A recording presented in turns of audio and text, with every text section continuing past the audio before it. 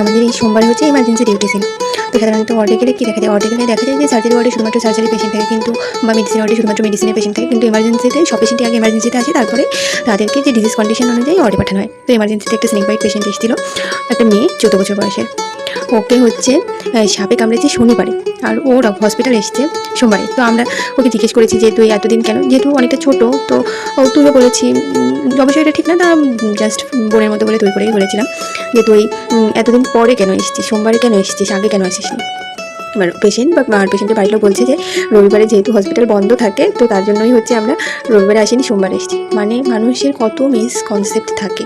প্রথমত হচ্ছে রবিবারে আউটডোর বন্ধ থাকে, যেখানে জেনারেল নর্মাল ডিজিজ যেগুলো হয় সেগুলো ট্রিটমেন্ট করা হয়, কিন্তু এমার্জেন্সি সিচুয়েশনে মানে যেই ডিজিজগুলো ট্রিটমেন্ট তখনই করা দরকার, তার জন্য এমার্জেন্সি থাকে হসপিটাল বা মেডিকেল কলেজে, সেগুলো প্রত্যেক দিন 24 আওয়ার্সই খোলা থাকে। তো আপনারা এরকম করবেন না। এমার্জেন্সি থাকলে, কোনো এমার্জেন্সি সিচুয়েশন তৈরি হলে, মানে এমন কন্ডিশন যেখানে পেশেন্টের লাইফ রিস্ক আছে, তো আপনারা তখনই হসপিটালে নিয়ে আসবেন পেশেন্টকে। এতে কীভাবে মানুষটার জীবন বেঁচে যাবে।